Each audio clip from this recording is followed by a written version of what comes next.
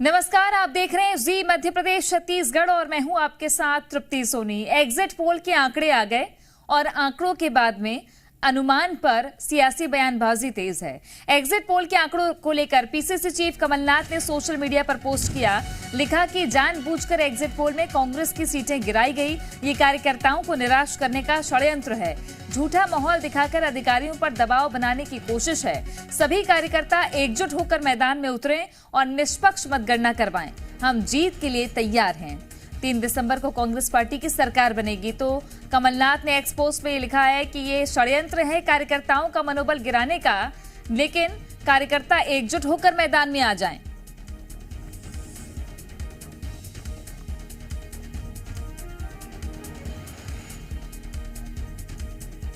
जी media संवाददाता अजय दुबे भोपाल से सीधे जुड़ गए हैं। ले चलते हैं आपको। अजय, पीसीसी चीफ कमलनाथ ने षड्यंत्र बताया है एग्जिट पोल के आंकड़ों को लेकर कि कार्यकर्ताओं का मनोबल गिराने की साजिश है। क्या इशारा दे रहे हैं? क्योंकि हालांकि एग्जिट पोल के आंकड़े आते हैं तो कार्यकर्ताओं में कहीं जीत की बात है तो जोश आ जाता है, हार की बात है तो थोड़ी निराशा होती है, लेकिन कमलनाथ कुछ और ही इशारा कर रहे हैं। देखिए, मध्य प्रदेश का एग्जिट पोल आने के बाद भारतीय जनता पार्टी खुश नजर आ रही है, क्योंकि जिस तरह से सरकार के खिलाफ एंटी इनकम्बेंसी की बात कही जा रही थी, तो अब ये भारतीय जनता पार्टी कह रही कि एग्जिट पोल ये साफ कर दिए कि मध्य प्रदेश सरकार के खिलाफ एंटी इनकम्बेंसी नहीं है। और कांग्रेस एग्जिट पोल पर ही सवाल उठा दिया है। कांग्रेस का साफ तौर पर कह रहा है कि एग्जिट पोल प्री प्लानिंग पोल है, और उसको लेकर आज सज्जन सिंह वर्मा ने भी प्रेस कॉन्फ्रेंस कर दिया। और पीसीसी चीफ कमलनाथ ने भी सोशल मीडिया एक्स के जरिए उन्होंने अपने कार्यकर्ताओं को सक्रिय होने के लिए कहा है। वो कह रहे हैं कि भाजपा हार चुकी है। पूरी मुस्तैदी के साथ सभी जो पदाधिकारी हैं, वो चाहे जिलाध्यक्ष हों, चाहे जिले के प्रभारी हों, चाहे कार्यकर्ता हों, पूरी मुस्तैदी के साथ मतगणना कराएं। क्योंकि कांग्रेस पीसीसी चीफ जो अध्यक्ष हैं, उन्होंने साफ तौर पर कार्यकर्ताओं का मनोबल बढ़ाया है। उनका साफ तौर पर कहना है कि जो एग्जिट पोल हैं, उनके कार्यकर्ताओं को हतोत्साहित करने के लिए इस तरह के एग्जिट पोल लाए गए हैं। और साफ तौर पर कहना है कि अगर कार्यकर्ता निराश हो जाएगा तो मतगणना के दिन वो हार मानकर गणना कराएगा तो कहीं ना कहीं दिक्कत होगी। उनका कहना है कि ये षड्यंत्र है, और इस षड्यंत्र भारतीय जनता पार्टी पर आरोप लगा रहे हैं कि प्री प्लानिंग के तहत एग्जिट पोल जारी कराया गया ताकि हमारा कार्यकर्ता और अधिकारियों पर दबाव बना सके। लेकिन साफ तौर पर है कि मध्य प्रदेश में सरकार के खिलाफ एंटी इनकम्बेंसी जरूर थी, लेकिन मध्य प्रदेश में पीएम मोदी के चेहरे पर जिस तरह से चुनाव लड़ा गया, तो इस साफ तौर पर अगर भारतीय जनता पार्टी की जीत होती है तो मध्य प्रदेश में पीएम मोदी के चेहरे पर जिस तरह से चुनाव लड़ा गया, वो उसका असर दिखेगा। लेकिन बड़ी बात यह भी है, कांग्रेस अपनी 11 गारंटियों के आसरे चुनावी मैदान में थी। करप्शन, भ्रष्टाचार, बेरोजगारी का मुद्दा, युवाओं की नाराजगी, तमाम मुद्दे थे कांग्रेस के पास। अब भुनाने में कितना कामयाब हुई, 3 दिसंबर को जब परिणाम आएंगे तो पता चलेगा। लेकिन ये सच है कि मध्य प्रदेश का युवा 18 साल की सरकार से बेहद नाराज था। मध्य प्रदेश वो राज्य है जहां 3-3 सालों से नर्सिंग के बच्चे एग्जाम नहीं दिए हैं, उनकी नाराजगी। पटवारी भर्ती में जिस तरह से घोटाला सामने आया, उसमें 8,000 बच्चे पास हुए, 8 लाख लोगों ने एग्जाम दिया था, 10 लाख लोगों ने युवाओं ने फॉर्म भरा था। 8 लोग वो युवा, 8 लाख के करीब जो युवा थे, उनकी नाराजगी भी मध्य प्रदेश के चुनाव में कहीं ना कहीं देखने को मिली होगी।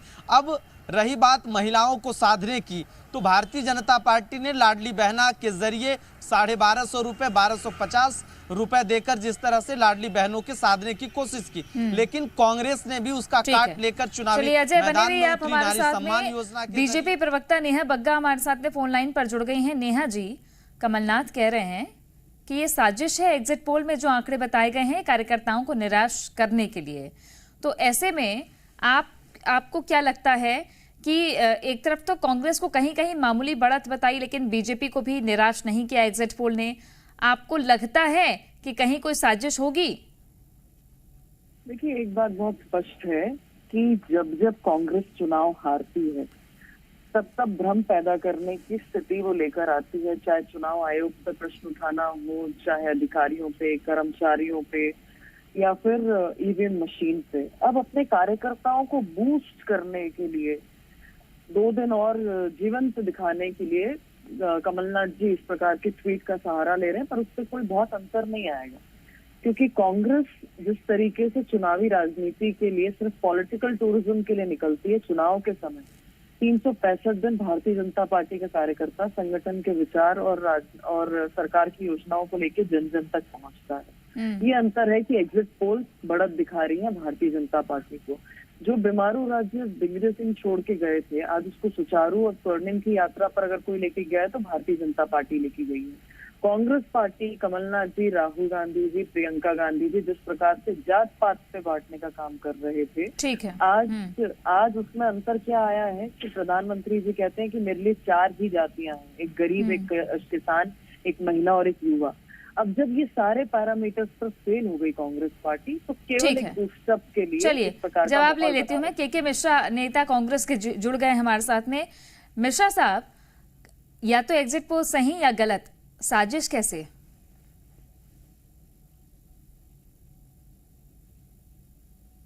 के मिश्रा जी, आवाज आ रही है मेरी आपको?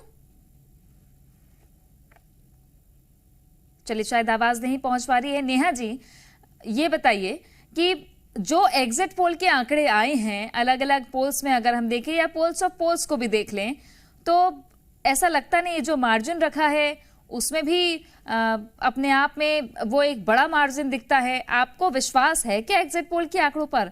आपको लगता है कि एग्जिट पोल ने करार दिया है कि एंटी इनकम्बेंसी नहीं है आपकी सरकार को लेकर?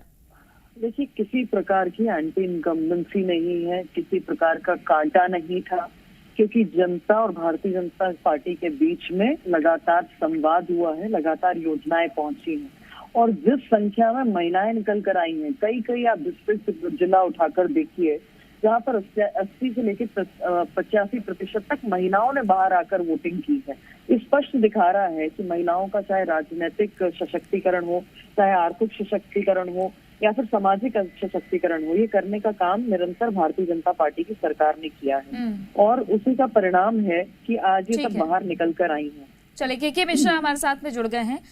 के मिश्रा साहब, एग्जिट पोल गलत हो सकता है, सही हो सकता है, साजिश कैसे लग रहा है आपको? देखिएगा, उस एग्जिट पोल को आप और हम क्यों माने, जिसके सीनियर रिपोर्टर और एडिटर ही अपने आप में कंफ्यूज हैं। वो खुद कहता है कि हम जनता को क्या जवाब देंगे। पूरी तरह यह एग्जिट पोल खरीदा हुआ है और सिर्फ 36 घंटे बचे हुए हैं, सारी स्थितियां क्लियर हो जाएगी। हम लोग जनता के एग्जिट पोल में विश्वास करते हैं, मीडिया के एग्जिट पोल में नहीं। छत्तीसगढ़ में तो बढ़त दे रहे हैं, वही एग्जिट पोल बढ़त दे रहे हैं तो वहाँ स्वागत है ना, बढ़त दे रहे हैं तो वहाँ भी स्वागत है। यदि हम तेलंगाना में सरकार बना रहे हैं तो वहाँ भी स्वागत है। मगर हम जनता के एग्जिट पोल को मानते हैं और वही मानेंगे। अब नेहा जी कह रही हैं कि कोई एंटी इनकम्बेंसी नहीं है, हालांकि एग्जिट पोल आने के बाद में तमाम बीजेपी के नेता यही कह रहे हैं कि साफ हो गया, एंटी इनकम्बेंसी तो नहीं है बीजेपी सरकार को लेकर। देखिए, मैंने आपसे वही निवेदन किया ना, नेहा जी भी हमारी बहुत अच्छी सहयोगी है, मैं उनसे भी निवेदन कर रहा हूँ कि 36 घंटे सिर्फ बचे हुए हैं, हम लोग काहे को निरर्थक कवायद में फंसे। अच्छा, एग्जिट पोल से इतर अगर बात की जाए तो क्या दावा है आपका? कांग्रेस पार्टी बहुमत के साथ सरकार बना रही है और माननीय कमलनाथ जी हमारे मुख्यमंत्री होंगे। 100%, 100%। नेहा जी, बहुत अच्छा होता है कि के मिश्रा जी इस प्रकार की सलाह कमलनाथ जी को देते कि अब केवल इतने घंटे बचे शेष हैं। इस प्रकार की भूमिका क्यों बनानी पड़ रही है ट्विटर के माध्यम से? ये स्पष्ट दिखा रहा है कि कांग्रेस हताश है और कुछ घंटों के लिए और अपने कार्यकर्ताओं को जीवंत रखना चाहते हैं, क्योंकि जिस तरीके से कांग्रेस गायब रही है 5 साल तक, जिस तरीके से 15 महीने में भ्रष्टाचार हुआ, जिस तरीके से कमलनाथ जी वल्लभ भवन से बाहर नहीं निकले, जिस तरीके से 973 वादे करके वचन पत्र से मुकरे थे, आज उसी का परिणाम है कि Bharatiya Janata party upper hand पर चल रही है और सर्व समावेशी समाज ने आज भारतीय जनता पार्टी को वोट दिया है। 1.5 साल तो कांग्रेस थी नेहा जी, दो नहीं, उसके बाद के सालों में भी लगातार विपक्ष के तौर पर कांग्रेस ने कई बार आपकी सरकार को घेरने की कोशिश की है और वो दावा कर रहे हैं। इसमें एक बहुत इंटरेस्टिंग चीज है कि नितेंद्र राठौर जी के चुनाव प्रचार में हाल ही में कमलनाथ जी गए थे। उन्होंने कहा कि जब ये पैदा हुए थे तब मैं आया था। ग्वालियर गए तो कहा 35 साल के बाद आया हूँ। सागर गए तो कहा 30 साल के बाद आया हूँ। मध्य प्रदेश की जनता जिसने 45 साल तक कमलनाथ जी को चुनकर छिंदवाड़ा से भेजा केंद्र की राजनीति में, वो नेता मध्य प्रदेश को नहीं जानता, जवाब लेती हूँ, मध्य प्रदेश की तासीर को नहीं जानता और कहते हैं 30 साल 35 साल बाद, शर्मनाक है। ठीक है।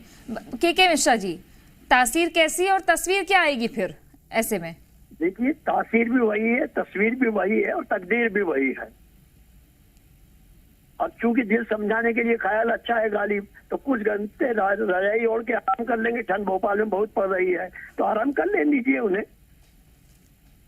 36 घंटे सिर्फ है। सरकार किसकी होगी, तकदीर किसकी बदलेगी, तस्वीर किसकी होगी और विकृत तस्वीर किसकी होगी, वो जनता फैसला कर चुकी है। तमाम हथकंडे अपनाने के बाद, प्रशासन के दुरुपयोग के बाद भी कमलनाथ जी सरकार बना रहे हैं। अच्छा, एक बात बताइए के मिश्रा जी, आपको क्यों लगता है, क्योंकि कई बार हमने देखा कि जिस तरीके से महिलाओं को टारगेट करने के लिए, महिला वोटर्स को ज्यादातर फेवर में लेने के लिए दोनों ही पार्टियों ने अपनी अपनी कवायद की। आप लोगों ने कहा हम नारी शक्ति की बात कर दी, उन्होंने कहा हम लाडली बहना, तो आपको नहीं लगता कि इस बार महिला वोटर्स तय कर देंगी कि किसे चुनना है? कहीं कहीं घोषणाओं में बराबरी का मामला लगता है। हमने सरकार बनाने के पहले आगामी 5 सालों के लिए अपनी बहनों को आश्वासन दिया है। दूसरी तरफ आश्वासन देने वाले वो लोग हैं जिन्हें 18 साल में लाडली बहना सिर्फ 4 महीने पूर्व दिखाई दी। और एक कंगाल प्रदेश जहां पैसा नहीं था, अन्य मदों के पैसे को ब्लॉक करके, इवन विकलांगों को और दिव्यांगों के पैसे को भी ब्लॉक करके उन बहनों को बांटा गया है। फिर भी पेट नहीं भरा तो जाते जाते 4 दिन पहले भी 2000 करोड़ रुपयों का लोन ले लिया है। तो जो खुद ऋण लेकर घी पी रहे हैं वो मध्य प्रदेश को क्या चलाएंगे? नेहा जी, अब की यदि आ गए तो आप मानिए कि वल्लभ भवन और राजभवन भी बिक जाएगा। नेहा जी बताइए, हर बार चोट तो इसी बात पे होती है ना कि कर्ज इतना क्यों? बाकी राज्यों के मुकाबले मध्य प्रदेश में भी तो ज्यादा कर्ज हो रहा है। मैं आपको बता रही हूँ, कर्ज पे तो आएंगे। पहले मैं महिलाओं के विषय में जवाब दे दूं कि कांग्रेस किस मुंह से महिलाओं की बात करती है। बैजनाथ कुशवाहा जिसने अपनी भाभी की हत्या की, वो इनका प्रत्याशी है। उमंग सिंघार जिसने ना जाने कितनी महिलाओं का जीवन बर्बाद किया, वो इनका प्रत्याशी। जीतू पटवारी जिन्होंने कहा महिलाएं 500 रुपए लेके पोटली में रख के बिक जाती हैं, वो इनका प्रत्याशी। कमलनाथ जिन्होंने विधवा कॉलोनी बसा दी, 84 की हत्या रच के, 84 का कांड करके, वो इनके प्रत्याशी है, मुख्य चेहरे हैं। और जिस प्रकार से सिद्धार्थ कुशवाहा ने महिला को ट्रेन में छेड़खानी की थी, वो इनका प्रत्याशी है। हेमंत कटारे जिसने महिला के साथ बलात्कार किया, उसने आत्महत्या की, वो इनका प्रत्याशी है। ये महिला सशक्तिकरण की बात करेंगे। आज लाडली लक्ष्मियां हैं, बेटियां पैदा होती भ्रूण में नहीं मारी जाती, जो दिग्विजय सिंह के शासन में हुआ करता था।